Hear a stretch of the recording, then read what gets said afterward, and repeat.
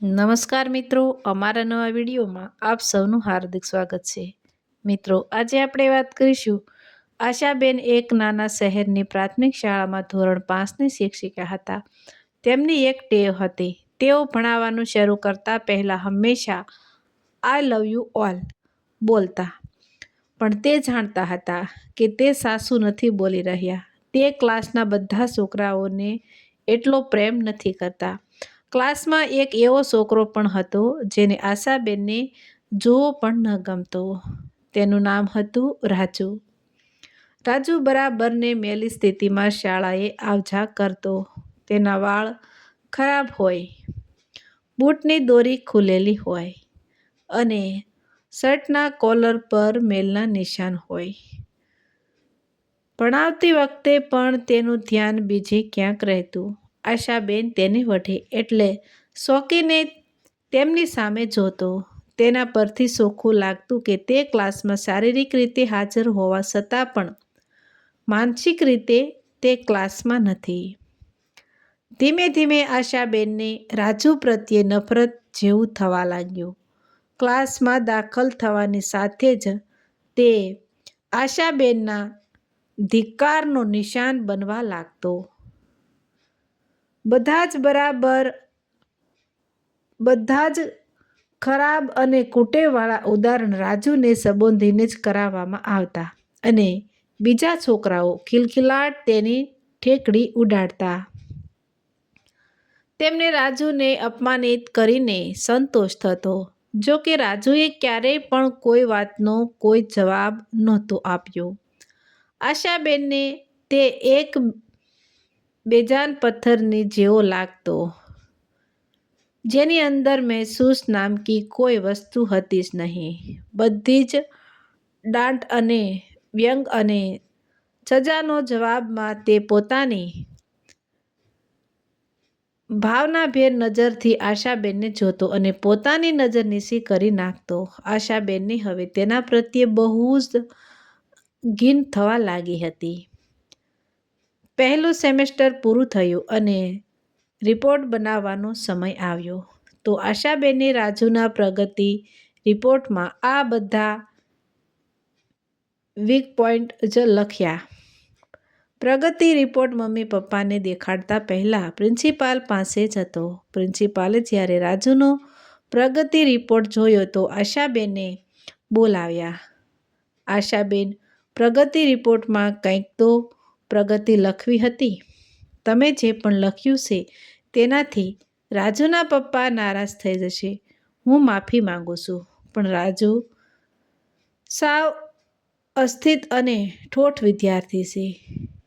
મને નથી લાગતું કે હું તેની પ્રગતિમાં કશું લખી શકું. આશાબેન સહેજ ગુસ્સાભર્યા શબ્દોમાં બોલીને જતા રહ્યા. પ્રિન્સિપાલને કંઈક સૂઝ્યું. તેમણે પટ્ટાવાળાના હાથે આશાબેનના ટેબલ પર રાજુના ગયા વર્ષના પ્રગતિ રિપોર્ટ મુકાવી દીધા. બીજા દિવસે આશાબેનએ ક્લાસમાં પ્રવેશ કર્યો તો તેમની નજર રિપોર્ટ પર પડી. ફેરવીને જોયું તો રાજુનો રિપોર્ટ હતો.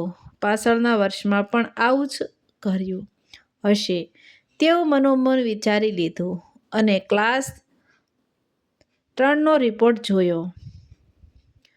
રિપોર્ટ વાંચીને તેમની આશ્ચર્યની કોઈ હદ ન રહી. જ્યારે તેમને જોયું કે રિપોર્ટ તો વખાણ અને સાચા પોઈન્ટથી ભરેલી હતી. રાજુ જેવો હોશિયાર છોકરો મેં આજ સુધી નથી જોયો. બહુ જ સંવેદનશીલ છોકરો છે અને પોતાના મિત્રો અને શિક્ષકો પ્રત્યે બહુ જ લગાવ રાખે છે. છેલ્લા સેમેસ્ટરમાં પણ રાજુએ પહેલો નંબર મેળવ્યો હતો. મિસ આયશાએ અનિચ્છનીય સ્થિતિમાં ક્લાસ 5નો રિપોર્ટ જોયો, જેમાં ક્લાસ 4નો રિપોર્ટ જોયો. લખ્યું હતું, રાજુની અંદર તેની મમ્મીની બીમારીનો બહુ જ ઊંડો પ્રભાવ પડ્યો છે, જેના કારણે તેનું ધ્યાન ભણવામાંથી ભટકી રહ્યું છે. રાજુની મમ્મીને અંતિમ ચરણનું કેન્સર છે. ઘરમાં તેનું ધ્યાન રાખવાવાળું બીજું કોઈ નથી, જેનો ઊંડો પ્રભાવ તેના ભણવામાં થઈ રહ્યો છે. રાજુની મમ્મી મૃત્યુ પામી છે. તેની સાથે જ રાજુના જીવનની રોનક પણ તેને બસાવવો પડે છે. બહુ વાર થઈ જાય તે પહેલાં આશાબેનના દિમાગ પર ભયાનક બોજ સવાર થઈ ગયો. ધ્રુજતા હાથે તેમણે રિપોર્ટ બંધ કર્યો. આંખમાંથી આંસુની ધાર થવા લાગી. બીજે દિવસે જ્યારે આશાબેન ક્લાસમાં દાખલ થયા અને રોજની જેમ પોતાનો પારંપરિક વાક્ય બોલ્યા, આઈ લવ યુ ઓલ, પણ તે જાણતા હતા કે તે આ વખતે પણ સાસુ નથી બોલી રહ્યા, કારણ કે આ ક્લાસમાં બેઠેલો એક ઉલજેલા વાળવાળો રાજુ પ્રત્યે જ તેમને પ્રેમ મહેસૂસ થઈ રહ્યો હતો. ભણાવતા સમયે તેમણે રાજુની જેમ એક પ્રશ્ન રાજુને પૂછ્યો અને રાજુની જેમ રાજુએ તેનું માથું નીચે ઝુકાવી દીધું.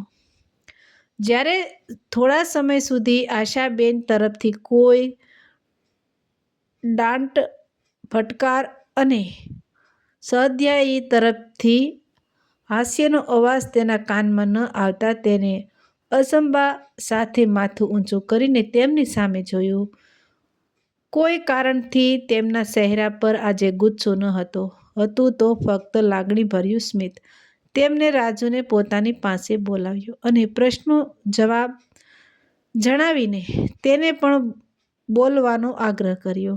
રાજુ પણ 3-4 આગ્રહના પછી છેવટે બોલી જ પડ્યો.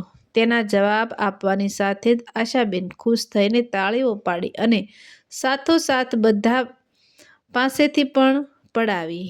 પછી તો આ રોજની દિનચર્યા બની ગઈ. આશાબેન બધા પ્રશ્નોનો જવાબ ખુદ જ આપતા અને રાજુના વખાણ કરતી.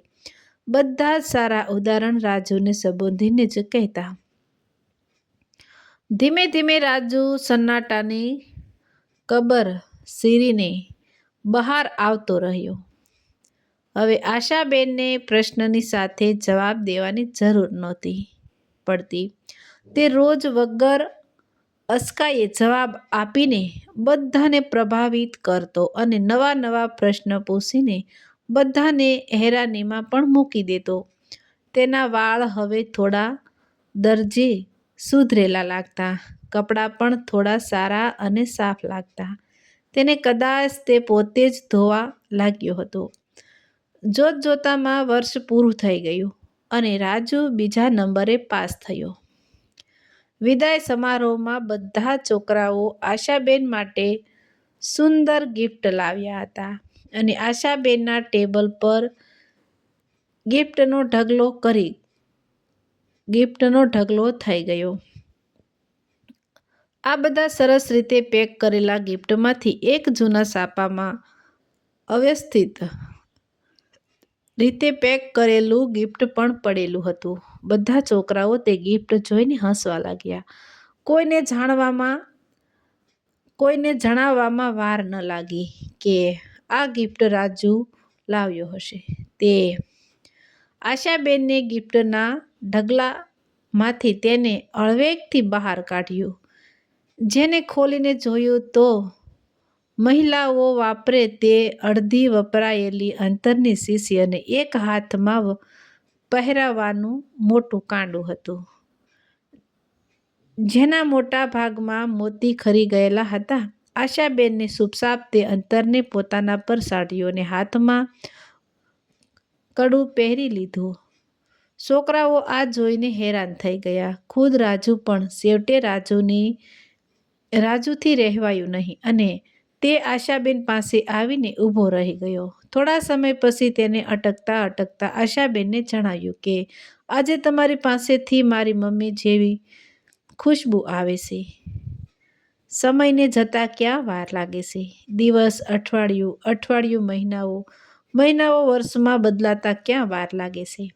પરંતુ દરેક વર્ષના અંતે આશાબેનને રાજુ દ્વારા નિયમિત રૂપે એક પત્ર મળતો, જેમાં લખ્યું હતું કે આ વર્ષે ઘણા નવા ટીચરને મળ્યો, પણ તમારી જેવું કોઈ ન હતું. પછી રાજુની સ્કૂલ સમાપ્ત થઈ ગઈ અને પત્રનો વ્યવહાર પણ. ઘણા વર્ષો વીતી ગયા અને આશાબેન પણ નિવૃત્ત થઈ ગયા. એક દિવસ તેમને એક પત્ર મળ્યો જેમાં લખ્યું હતું, આ મહિનાનો અંતમાં મારા લગ્ન છે અને તમારા વગર હું લગ્નની વાત વિચારી પણ ના શકું. અને એક બીજી વાત, હું જીવનમાં ઘણા લોકોને મળ્યો પણ તમારી જેવું કોઈ નથી. ડૉક્ટર રાજુ. સાથે જ એક વિમાનની આવવા જવાની ટિકિટ પણ હતી. આશાબેન પોતાની જાતને રોકી ના શક્યા અને તે પોતાના પતિની રજા લઈને બીજા શહેર જવા નીકળી પડ્યા. લગ્નના દિવસે જ્યારે તેઓ લગ્ન સ્થળ પર પહોંચ્યા તો તેમને લાગ્યું કે સમારોહ પૂરો થઈ ગયો હશે. પણ આ જોઈને તેઓ આશ્ચર્યની કોઈ હદ ના રહી કે શહેરના મોટા મોટા ડોક્ટર્સ, બિઝનેસમેન અને ત્યાં સુધી કે લગ્ન કરવાવાળા પંડિતજી પણ થાકી ગયા હતા અને કહેતા હતા કે હવે કોણ આવવાનું બાકી છે.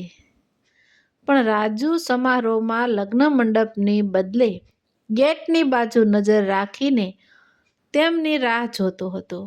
પછી બધાએ જોયું કે જેવો આ જૂની શિક્ષિકાને ગેટમાં પ્રવેશ કર્યા તેવો જ રાજુ તેમની બાજુ દોડ્યો અને તેમનો તે હાથ પકડ્યો જેમાં તેઓએ પેલું તૂટેલું અને સડી ગયેલું કડું પહેરેલું હતું અને તેમને હાથ પકડીને સીધો સ્ટેજ પર લઈ ગયો અને માઇક હાથમાં પકડીને બોલ્યો કે દોસ્તો, તમે બધા હંમેશા મારી મા વિશે પૂછ્યા કરતા હતા અને હું તમને બધાને વચન આપતો કે બહુ જલ્દી જ તમને બધાને તેમની સાથે મળાવીશ. આ છે મારી મા. આ સુંદર વાર્તાને ફક્ત શિક્ષક અને શિષ્યનો સંબંધને લીધે જ ના વિચારતા. તમારી આજુબાજુ જોવો, રાજુ જેવા ઘણા ફૂલ કરમાઈ રહ્યા છે જેને તમારા થોડા ધ્યાનથી, પ્રેમથી અને સ્નેહથી નવું જીવન આપી શકો છો. તો મિત્રો, સ્ટોરી સારી લાગી હોય તો એક લાઈક, કોમેન્ટ કરી શેર કરો. મિત્રો, આવા જ નવા વિડીયો જોવા માટે અમારી ચેનલ લાઈક, શેર અને સબસ્ક્રાઈબ કરતા રહેજો મિત્રો.